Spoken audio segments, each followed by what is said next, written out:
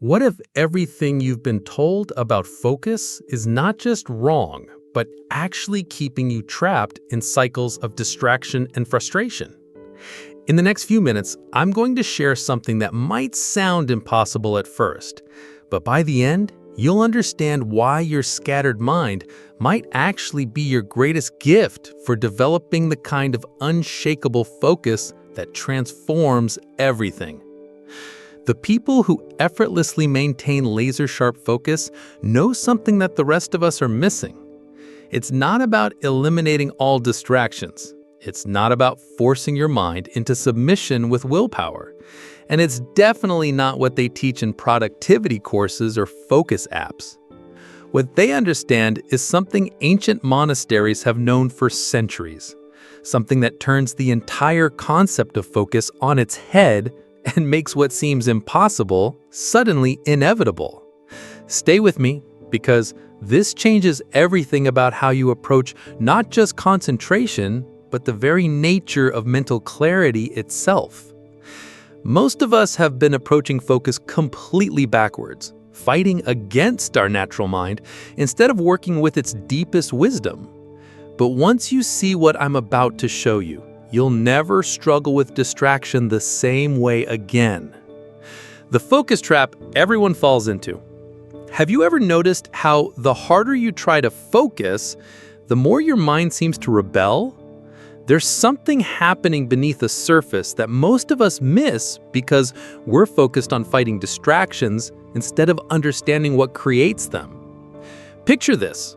You sit down to work on something important. You close all the browser tabs, put your phone in another room, clear your desk of everything except what you need. You take a deep breath and begin. For maybe 10 minutes, you're locked in. Then your mind starts wandering. You notice you're thinking about lunch, or that conversation from yesterday, or the email you forgot to send. So you force yourself back to the task. You grip your attention tighter, try harder to concentrate.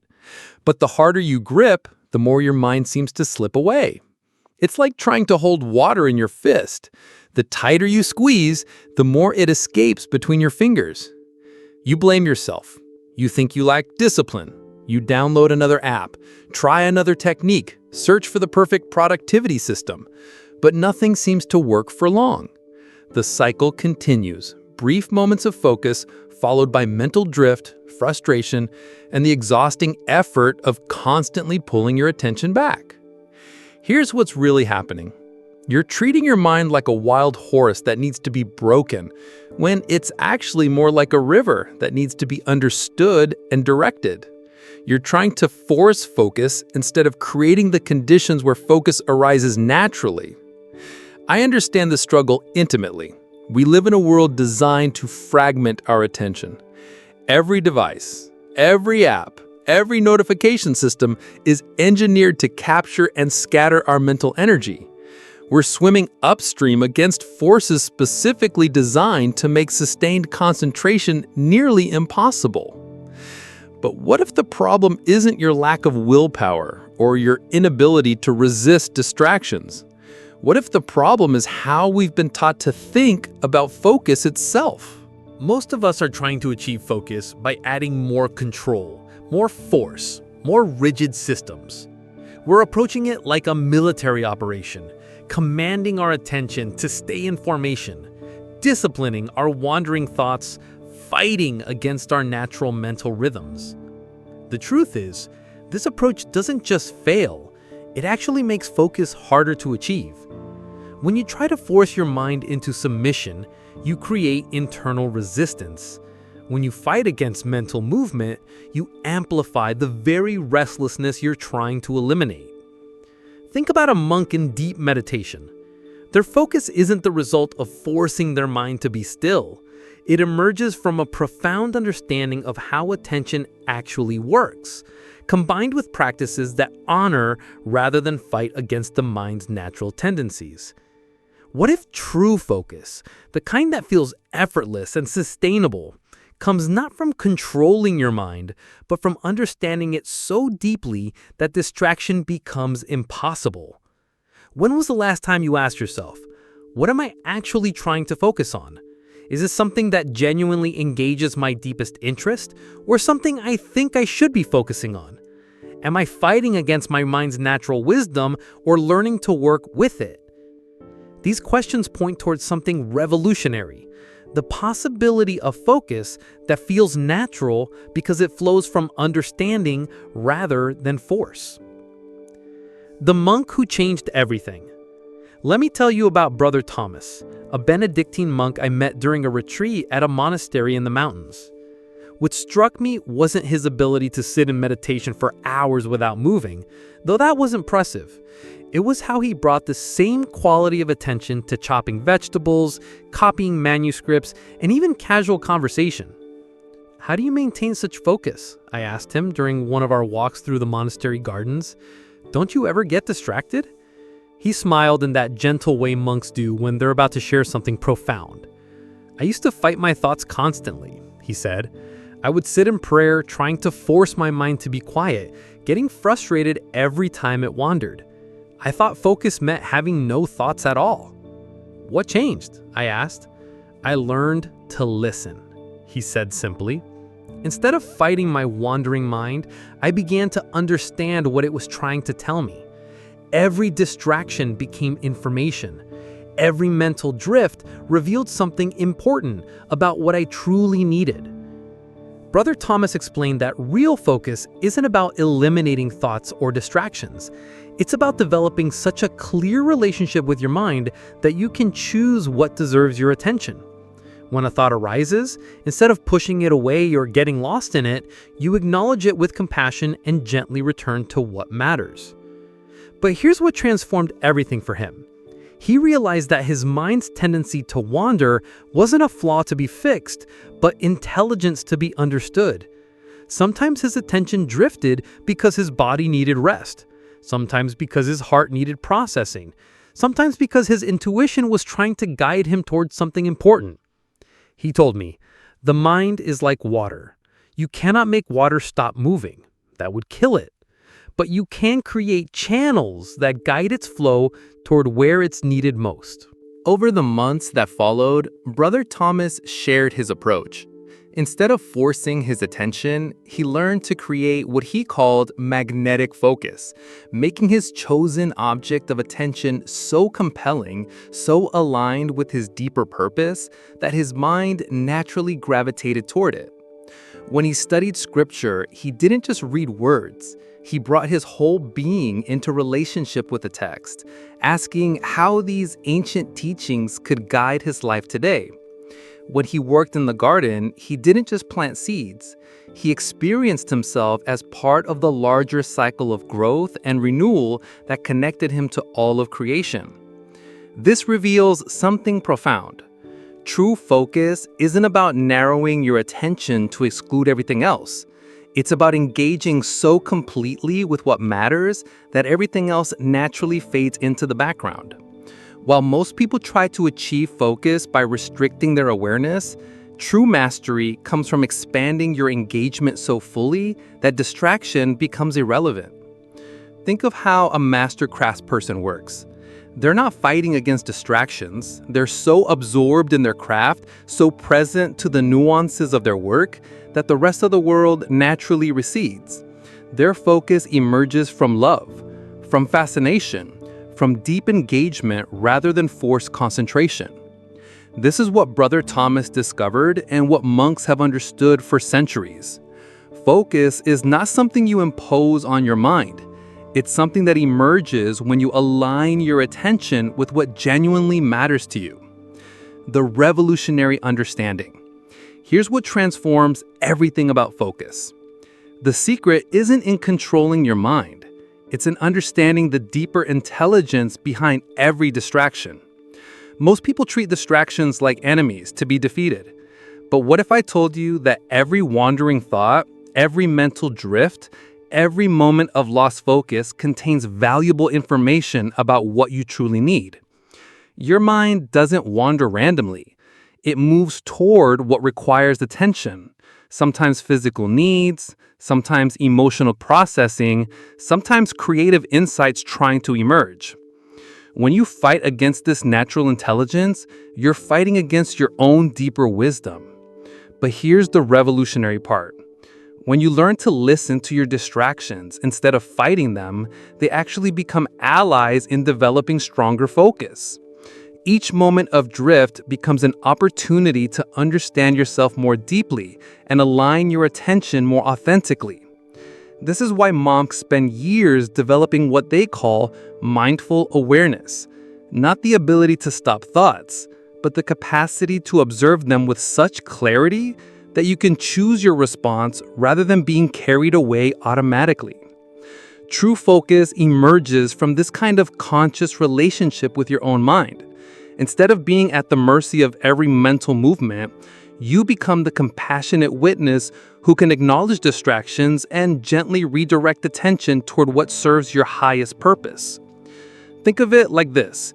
Your mind is constantly scanning for what needs attention, like a sophisticated radar system designed to keep you safe, creative, and connected to what matters.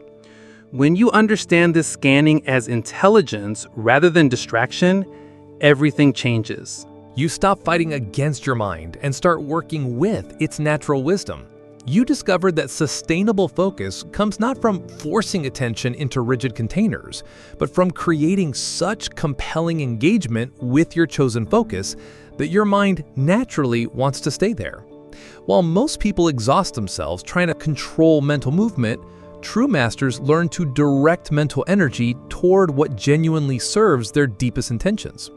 Like a skilled musician who doesn't fight against the natural resonance of their instrument, but learns to work with it to create beautiful music, you can learn to work with your mind's natural tendencies to create the kind of sustained, effortless focus that transforms everything you touch. Foundation 1, understanding. Before you can develop laser focus, you need to understand how your unique mind actually works. This isn't about learning general principles, it's about becoming intimately familiar with your own patterns of attention and distraction. Most focus training treats all minds the same, as if everyone's attention works identically. But your mind has its own rhythm, its own natural cycles of expansion and contraction, its own way of processing information and energy. Understanding your mind means noticing when your focus is naturally strongest and when it tends to waver. Some people are most mentally sharp in early morning silence. Others find their peak focus in the energy of late evening. Some minds work best with complete quiet. Others need subtle background sound or movement. Understanding also means recognizing what your distractions are trying to tell you. When your mind wanders during important work, what is it moving toward? Are you physically uncomfortable? Emotionally unsettled? Is your intuition trying to guide you toward a different approach? Start paying attention to the quality of your distractions. Random social media scrolling feels different than your mind moving toward a creative solution that's trying to emerge. Anxiety-driven mental spinning feels different than natural processing of important information. This kind of understanding develops through what monks call gentle observation, watching your mental patterns with curiosity rather than judgment, gathering information about how your attention naturally moves so you can work with it rather than against it. The goal isn't to eliminate all mental movement, but to recognize the difference between purposeful mental activity and unconscious drift, between processing that serves you and patterns that drain your energy. When you understand your mind this deeply, focus stops being something you force and becomes something you cultivate through creating optimal conditions for your natural attention to flourish. Foundation 2, engagement. True focus emerges from the quality of your engagement with what you're doing, not from the intensity of your concentration effort. This is perhaps the most misunderstood aspect of developing laser-sharp attention. Most people try to focus by narrowing their awareness, excluding everything except their target task. But this approach creates tension and resistance that actually makes sustained focus more difficult. Real focus comes from expanding your engagement so fully that everything else naturally becomes background. Think about the last time you were completely absorbed in something you loved, maybe a fascinating conversation, a creative project, or solving an intriguing problem. You weren't trying to focus. You weren't fighting distractions. You were so fully engaged that focus emerged naturally. This is what monks understand about attention. When you bring your whole being into relationship with what you're doing, your curiosity, your values, your deeper purpose, focus becomes inevitable rather than effortful. Engagement means finding the aspects of your work that genuinely fascinate you, even in routine tasks. It means connecting what you're doing to something larger that matters to you. It means bringing creativity and presence to whatever is in front of you. Instead of asking, how can I make myself focus on this? Ask, how can I engage with this more fully? What would make this genuinely interesting? How does this connect to what I really care about? Sometimes this means reframing boring tasks by finding their deeper purpose or creative potential.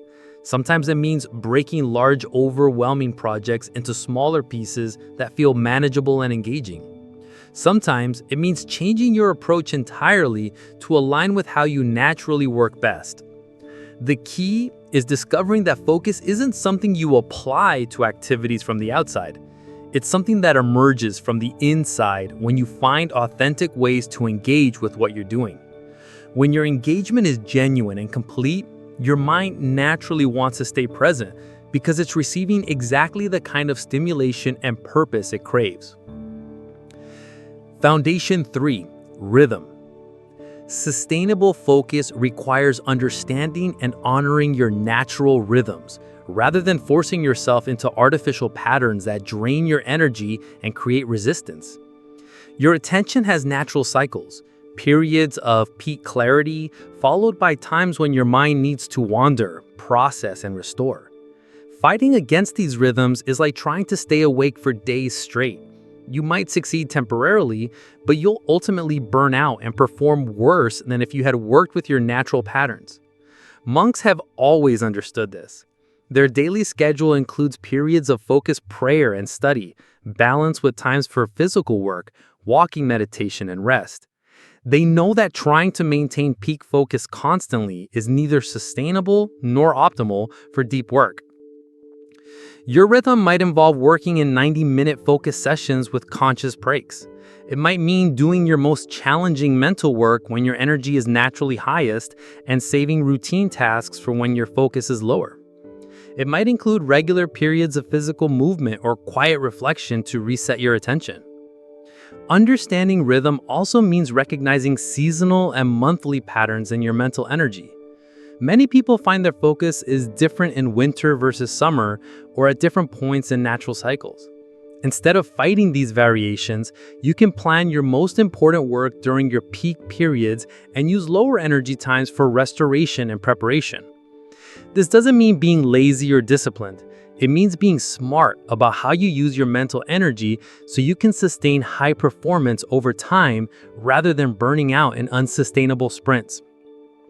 The goal is creating a sustainable relationship with focus that feels natural and energizing rather than forced and draining. When you honor your rhythms, you can work with remarkable intensity during your peak periods because you're not constantly fighting against your own nature. Rhythm-based focus is like learning to surf rather than trying to control the ocean. You develop the skill to ride the natural waves of your attention rather than exhausting yourself fighting against them. Foundation 4, presence. The deepest level of focus comes from developing what monks call presence, a quality of awareness that is simultaneously completely absorbed in what you're doing and spaciously aware of the larger context. Most people think focus means tunnel vision, blocking everything out except the task at hand. But this kind of forced concentration is actually quite fragile and exhausting to maintain. True presence is more like having 360-degree awareness while being completely engaged with what's most important in this moment. Presence means being fully here with whatever you're doing while remaining open to what emerges. It means bringing your complete attention to the task while staying connected to your deeper purpose and values. It means working intensely while maintaining inner spaciousness. This quality of awareness allows you to focus deeply without losing perspective, to concentrate intensely without creating tension, to be completely absorbed while remaining flexible and responsive to what the moment requires. Developing presence starts with learning to be completely where you are instead of always thinking about what's next or what you should be doing differently. It means practicing bringing your full attention to simple activities, eating, walking, listening, until this quality of complete engagement becomes natural. Presence also involves what monks call letting go of outcomes, becoming so absorbed in the process of what you're doing that you're not constantly evaluating your performance or worrying about results. This paradoxically leads to much better outcomes because your energy isn't divided between doing and judging. When you develop this kind of presence, focus becomes effortless because you're not trying to maintain it.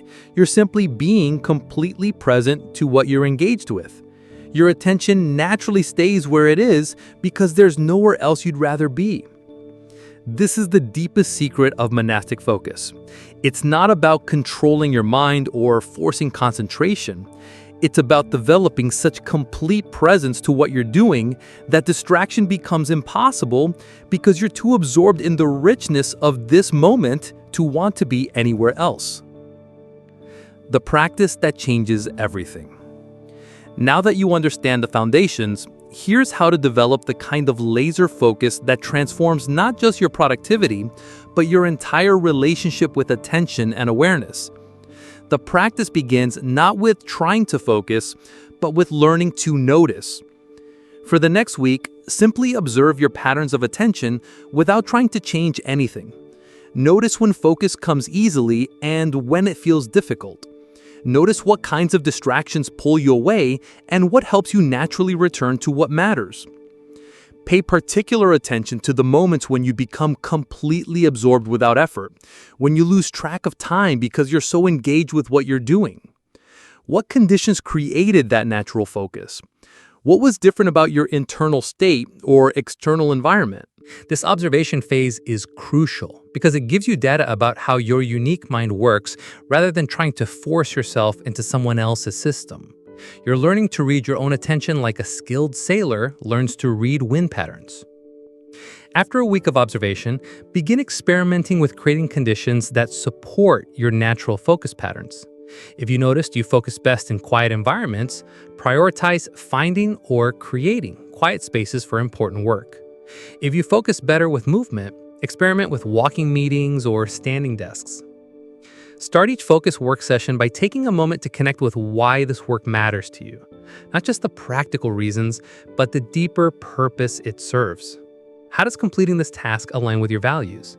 How does it contribute to something you genuinely care about? This connection creates what I call magnetic engagement, when your chosen focus becomes so compelling that your attention naturally gravitates toward it rather than having to be forced there. When you notice your mind wandering, don't immediately fight to get back on task. Pause for a moment and ask, what is my attention trying to tell me right now? Sometimes you need a break. Sometimes you need to approach the task differently. Sometimes you need to address something else first before you can focus fully. This gentle inquiry turns distractions from enemies into allies, giving you information about what you need rather than just obstacles to overcome. Practice what monks call returning with kindness. When your attention wanders, acknowledge where it went without judgment and gently guide it back to your chosen focus. Think of it like training a puppy, firm but patient guidance rather than harsh correction. Gradually extend your periods of focused attention, but always within the range that feels sustainable rather than forced. If you can naturally focus for 20 minutes, practice maintaining that quality for 25 minutes rather than jumping to an hour. Most importantly, celebrate the quality of your attention rather than just the quantity. A 20-minute period of complete, relaxed engagement is far more valuable than an hour of struggling to concentrate while fighting distractions. The deeper transformation. As you develop this approach to focus, something profound begins to happen that goes far beyond improved productivity or better concentration. You start to discover that learning to work skillfully with your attention transforms your entire relationship with life itself. When you no longer see your wandering mind as an enemy to be defeated, you develop a more compassionate relationship with all aspects of yourself. When you learn to engage fully with whatever you're doing, ordinary activities become opportunities for presence and meaning. The skills you develop in cultivating focus, patience, gentle persistence, understanding your patterns, creating supportive conditions, naturally extend into every area of your life. Your relationships become more present, your creative work becomes more inspired, your daily activities become more satisfying. Most importantly, you develop what monks call mental freedom, the ability to choose where you place your attention rather than being at the mercy of every distraction, worry, or mental habit. This freedom is perhaps the most valuable skill you can develop in our attention-scattered world. You begin to understand that focus isn't just about getting things done more efficiently, it's about living with such presence and intentionality that every moment becomes an opportunity for depth, connection, and meaning. This is the real gift of learning to focus like a monk, not just laser-sharp concentration, but a way of being that brings the same quality of attention to everything you touch. Whether you're working on an important project, having a conversation with a friend, or simply walking through your neighborhood, you're fully there, completely present, deeply engaged. When you master this art, you discover that focus isn't something you do, it's something you become. And that changes everything about how you experience work, relationships, creativity, and life itself. The scattered, distracted mind that once felt like a limitation becomes the raw material for developing the kind of presence that transforms whatever it touches. Your formal enemy becomes your greatest teacher, and the very challenges that once frustrated you become the foundation for a depth of awareness that enriches everything. This is how you build laser focus like a monk, not through force or control, but through understanding, engagement, and the patient cultivation of presence that honors both your human nature and your deepest potential for clarity and wisdom. The path isn't about becoming someone different. It's about discovering the focused, present, deeply engaged person you already are beneath the surface patterns of distraction and resistance. And once you taste that natural clarity, you'll never want to go back to the exhausting effort of trying to force your mind into submission. True focus feels like coming home to yourself. And from that place of authentic presence, everything you touch becomes more alive, more meaningful, and more connected to what matters most.